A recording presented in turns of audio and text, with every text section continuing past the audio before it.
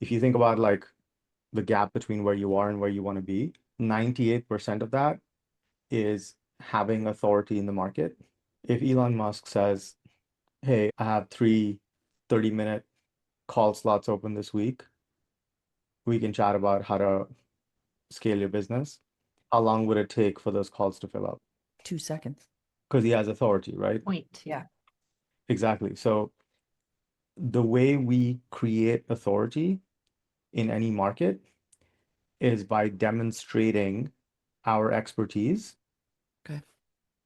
We have to demonstrate that we understand their problems better than they do, and we have the solutions.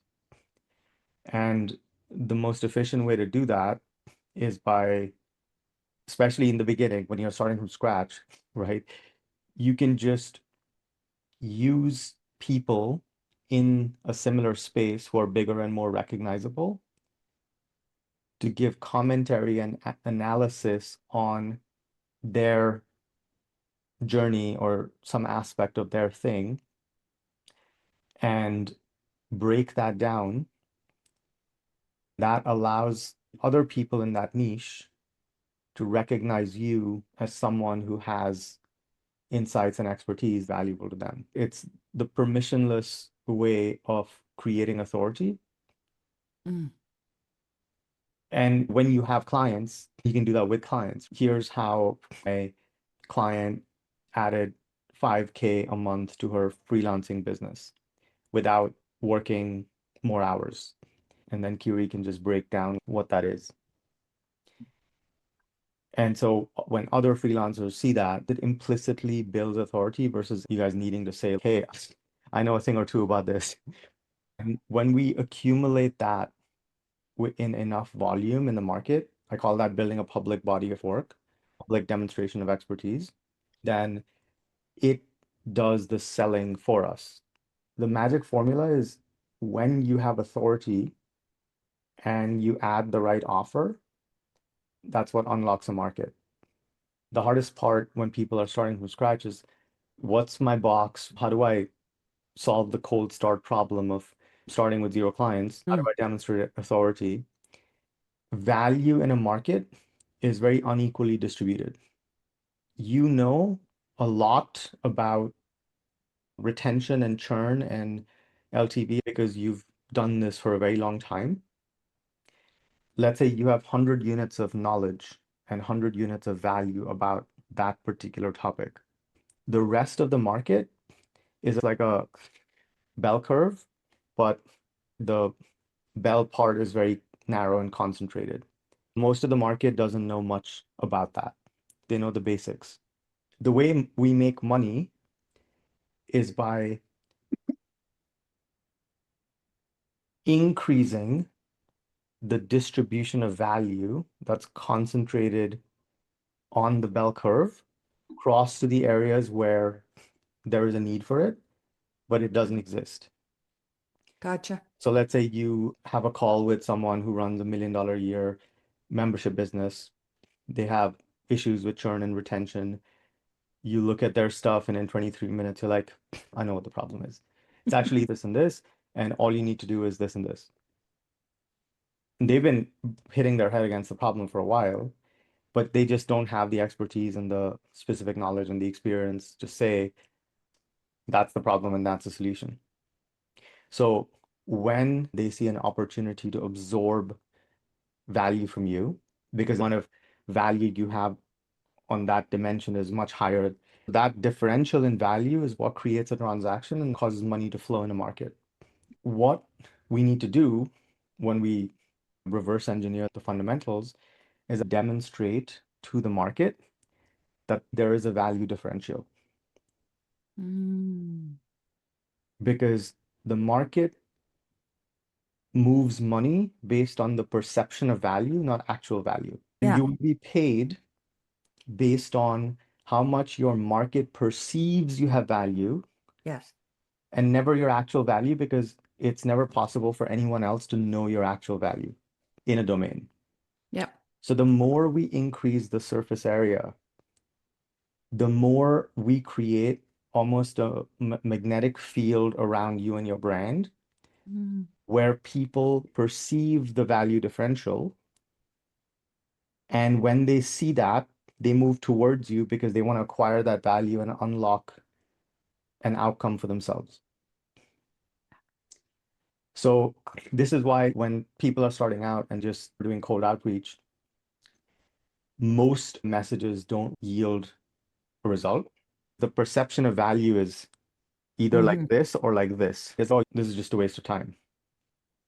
So what we have to do is create a surface area demonstrating our value in ways that are permissionless so that when someone encounters it, they're like, oh, this person really knows what they're talking about this domain that I'm struggling with. That is what creates a conversation, and conversations are what create conversions, and conversions are what move value and money through a market. Eventually, when that knowledge is evenly distributed, the Mm-hmm. arbitrage shrinks, and the market, we call that market saturation. So what we're trying to do is we're trying to exploit knowledge arbitrage, basically. This is no different than the barter economy. Like you have a cow, I have chickens, you give me some milk and I'll give you some eggs in exchange. Because human nature fundamentally doesn't change. The only thing that's different is that now we have a currency that is a representation of value. As soon as you have someone else who can control the value equivalency of that currency, then it's no longer a true representation of value. But putting that aside, there's currency and then there's specific knowledge. Because if you can have an hour-long conversation with someone and make them an additional 20K a month, that's valuable. Yeah. And they will pay currency for that. This is the barter economy in the information age. Thanks to the internet, you can reach anyone in the world. But the challenge is that most people have no idea who you are, what value you offer, what your skills are, how you can help Mm-hmm. them. If we can make the value we create for someone obvious, it makes the transaction inevitable. That's a much more useful way to think about business because it's also the most efficient way. I want to signal that I hold value so that signal attracts the right people versus me trying to convince a lot of people to give me money. This is true especially for people who are true experts and practitioners and not natural born marketers. Yeah. There's two types of people who play in the market. There are marketers who are really oriented, their neurology, their psychology is built to get attention. Right. And then there are people with really good skills, really good expertise who feel weird doing that. So the way that true experts and true practitioners thrive in an economy like this is by instead of trying to market, they try to demonstrate value. And if all we do is put enough demonstration out there for the right person, because that's gonna, if you're talking about retention, if someone doesn't care about retention, it's just going to be completely invisible. But to the person who does, they're going to be drawn to it. And when they see a demonstration, that's actually way more powerful than marketing Yeah. because marketing is, hey, look at me. I can do this and I know all this. Demonstration is an it's an active illustration of expertise with implicit proof. And so this works, this feels really good for true experts because most experts don't really give a fuck about marketing, but we still need to acquire customers and clients. This lets us do the thing we're obsessed with and have a side effect of that being more clients. The biggest barrier is overthinking and trying to perfect it Agreed. because the 100%. the perfection happens over time with reps in the market versus in the office chair where we try to get it right. The second biggest trap is gatekeeping the gold.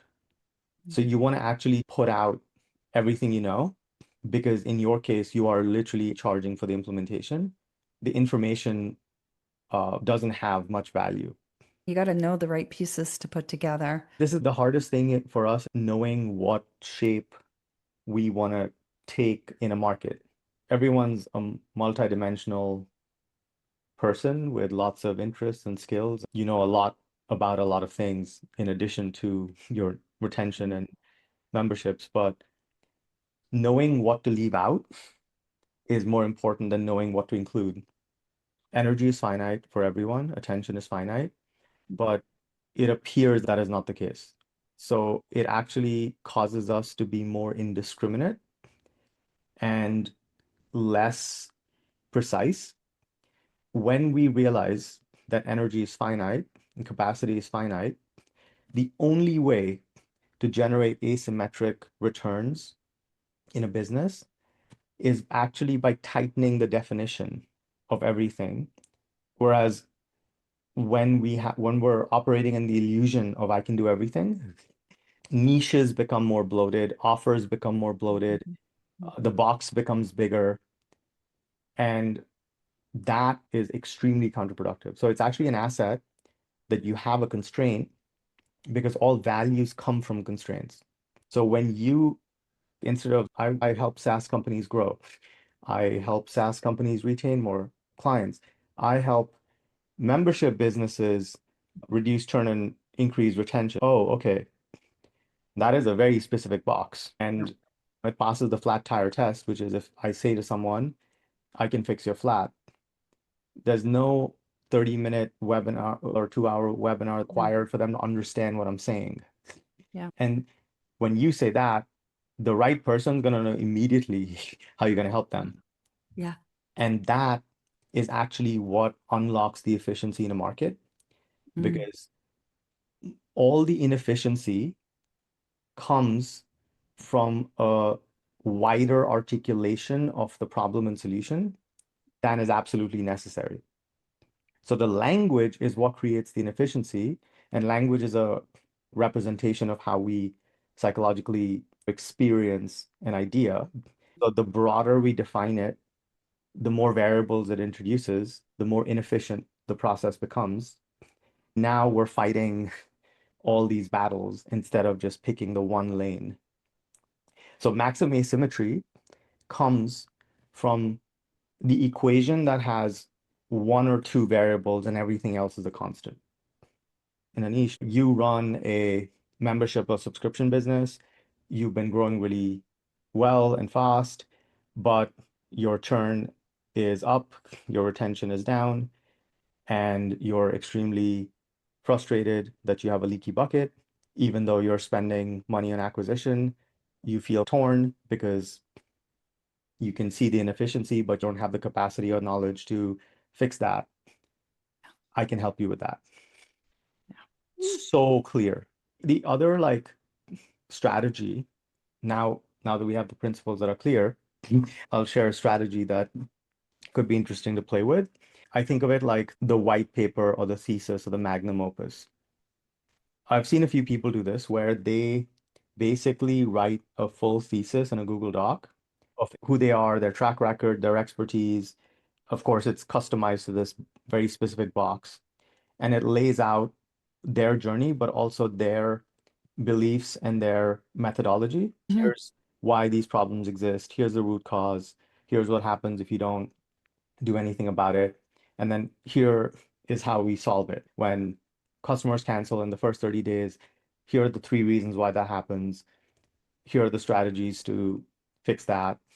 For people who cancel after their term is up, we treat that differently. Here's why. Here's what we do. You articulate almost like your magnum opus thesis on that niche problem so well that becomes a really powerful asset. And you Okay. call it the definitive guide to reducing your cancellation rate by 20% and increasing retention by 30%. And that's that uncomfortable level of value. But for the right person, they're going to read it. They'll be like, oh, fuck, I get it. This is undeniable proof of expertise. And I need to talk to this person because, again, we're speaking to the person who has more money than time. That person wants to buy the shortcut. Yes. So this asset becomes a signal for those people because it provides proof of expertise. It shows exactly how you're going to help them. And then at the bottom, you can have calls to actions like apply for a free audit or something.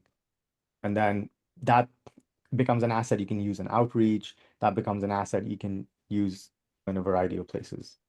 And that becomes such a powerful sales asset because it's undeniable proof. And so before you build up the newsletter, build up your YouTube, build up a brand, this allows you to go from 0 to 1 with one thing, one Yeah. asset that does a lot of the heavy lifting.